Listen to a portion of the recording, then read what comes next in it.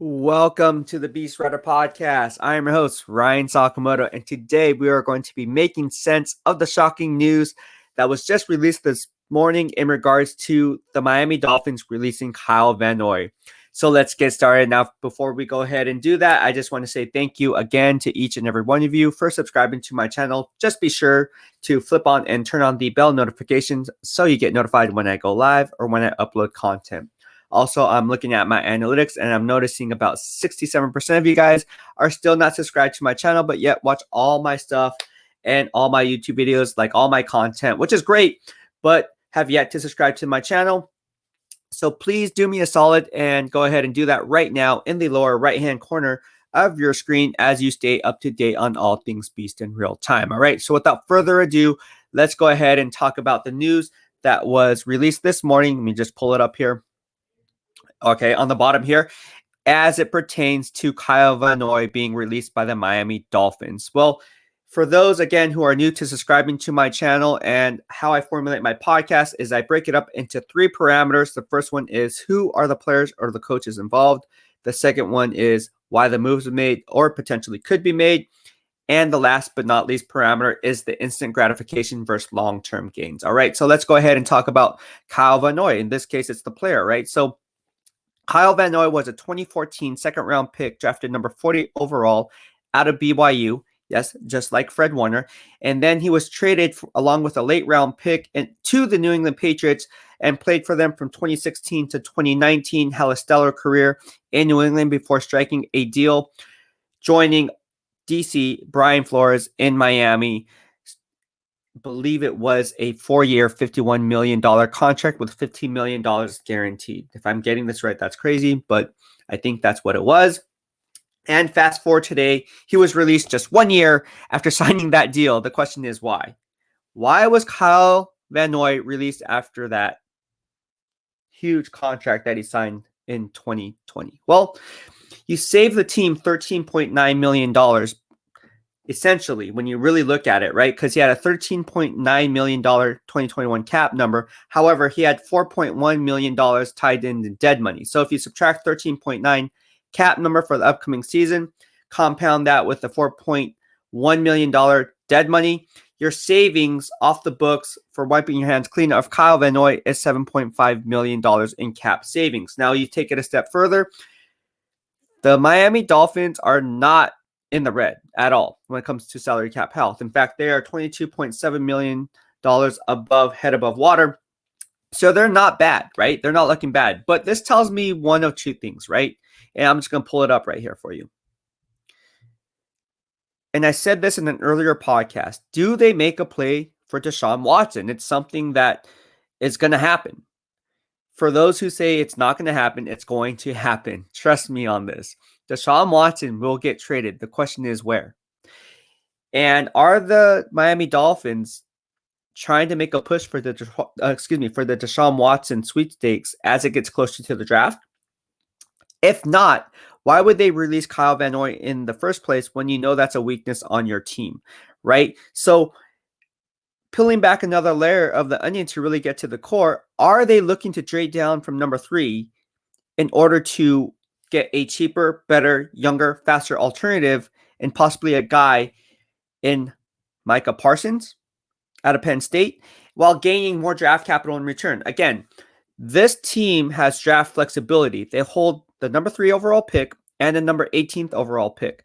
They have the least amount of holes of any NFL team right now. You look at the team's needs. Okay, running back, wide receiver, center, and linebacker. Well, the linebacker position just got a little bit weaker because you just released Kyle Van Noy. So are they really looking to move number 3, pick up valuable draft capital, and willing to trade back a few spots, still get a guy like Micah Parsons, for instance, and still get valuable draft capital in return? Because we all know anywhere any team picks inside the top 5, you're looking at a top 3 quarterback. And we all know how that goes when teams reach and give up the farm for a top 3 quarterback in any given draft, especially in this one when it comes down to Trevor Lawrence, Justin Fields, and Zach Wilson, right? If you watched my earlier podcast, you will know how I'm tying and connecting the dots. I did a earlier podcast on Micah Parsons. You can watch that. I'll include that in the description below. But getting back to this podcast, let's go ahead and take into account why Micah Parsons makes sense for the Miami Dolphins. Let me just go ahead and pull it up. If you watch my earlier podcast on that, I have him currently mocked to the Carolina Panthers at number 8. And I went ahead and talked about what he does well and what he doesn't do so well. So he can either play the Mike or the Jack in a 34 base, right? And the Miami Dolphins play in a 34 base defense. You obviously have guys like nose tackle Raekwon Davis coming back for a second year, who was playing at a Pro Bowl level. And then you have Emmanuel Ogbah on the outside. Of course, you have first round pick Christian Wilkins. So the defensive front seven is really shaping form and coming into its own. Now, the problem with the Miami Dolphins is their second level backers. And when you release a guy like Kyle Van Noy, who's going to be the defensive leader, I would argue that the Miami Dolphins had a defensive leader from the second level in terms of the linebacker position, mainly middle linebacker, since Zach Thomas retired. So you put that all together, they're really looking for that quarterback of the secondary, kind of like a Fred Warner type in San Francisco, someone who can command the huddle, take charge, and really lead this defense moving forward. Micah Parsons could be that guy. Again, if you watch my earlier podcast on that, I'm just going to go ahead and touch on some points in that podcast. Not going to go too much into it because obviously I already pounded the table on that podcast as to why Micah Parsons is a good football player. But, he's going to clock in at 6'2", 6'3", run in the 40 and probably 4.45, 4.45, 8 range. And aside from that, he is really going to show his physique. Like, he's going to clock in at 240 or 245 pounds, right? He's a super twitchy athlete. These are things that are confirmed on the field. Now, you guys need to remember he was a 2020 opt-out due to COVID. So we only see a limited body of work. But what we have seen from him is this guy can get it done, and he has a pure athletic, God-given ability to make plays happen sideline to sideline. That's what he does best, right? When he's not thinking so much and he's just playing stack and shed, reacting to the football instead of read and reacting after the fact, right?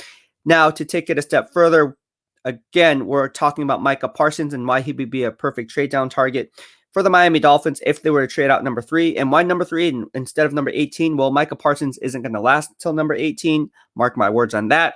And he's definitely too high to be drafted at number 3. So if you can trade with a team that I'm going to point out later in the next podcast and still land a guy like Micah Parsons while getting a valuable player, a better player on a rookie deal, it makes perfect logical sense from a financial standpoint, because now you get to leverage the cap and you're picking up more draft capital, saving your future.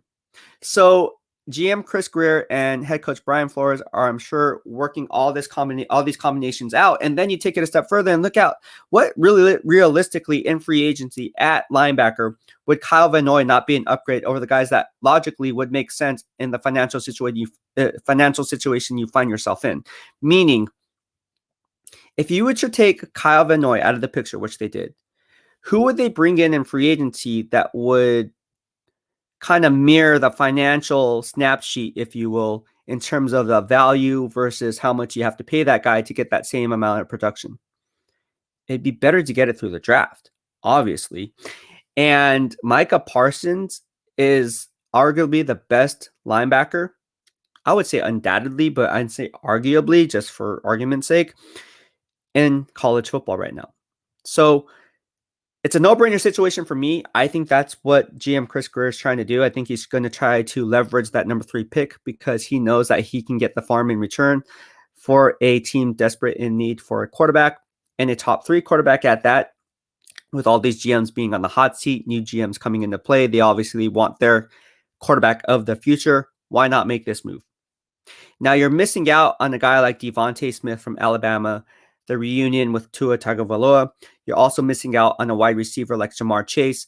Those two guys can really help out Devontae Parker outside between the numbers. However, when you look at it financially and from a logical standpoint and the instant gratification versus long-term gains, as I talk about my parameters, it really makes logical sense for the Miami Dolphins to go ahead and make this move, trade back, get the farm in return, while still landing a linebacker that really is the best player in college football when it comes to the second level backer, right?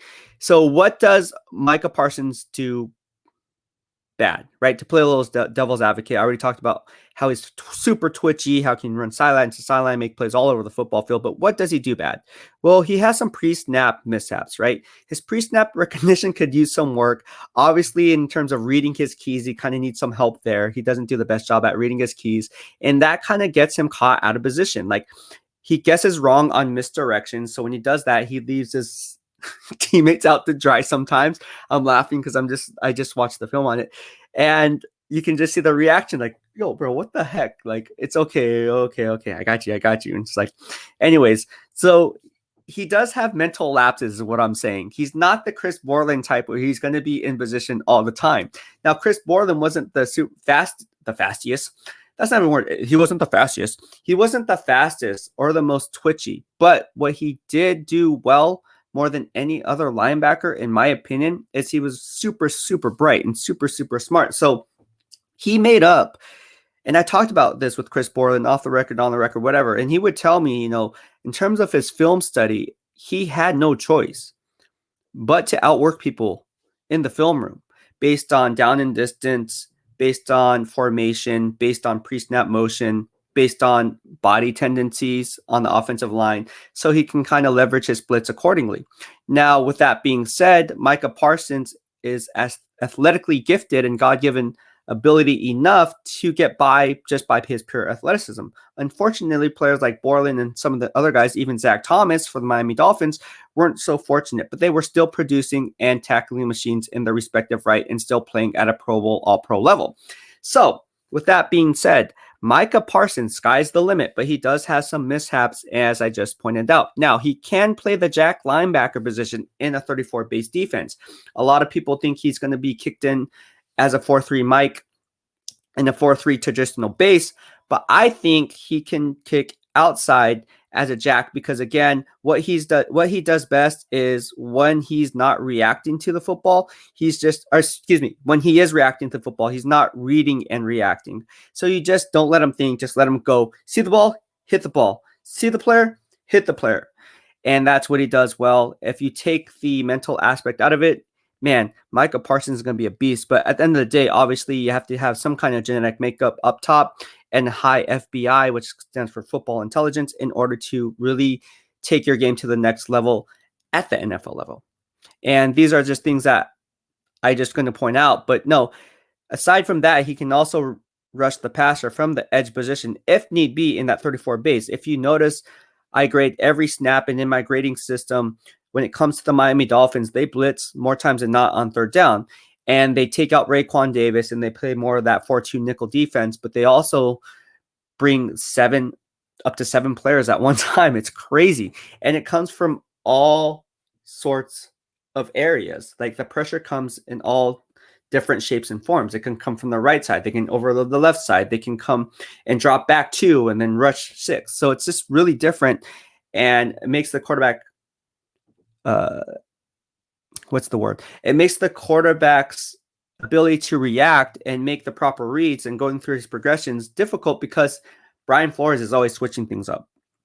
And he does a really good job at that. So Micah Parsons could be a good depth piece and chess piece on third down. So that's something that not a lot of people are talking about. That's why you guys follow me. I'm just pointing this out.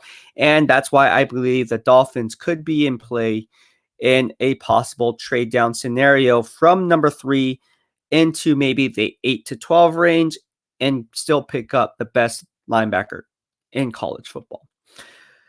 Well, that'll be it for today.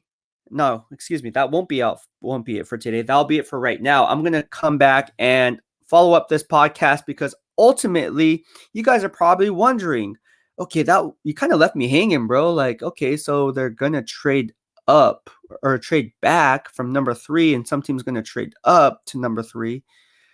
What's that team? I'm going to break that down in my next podcast. Again, if you don't follow me, now you follow me. And this is why, because I like to tie earlier podcasts and how it ties into the next one and how that ties into the next one. So it all makes sense when connecting the dots.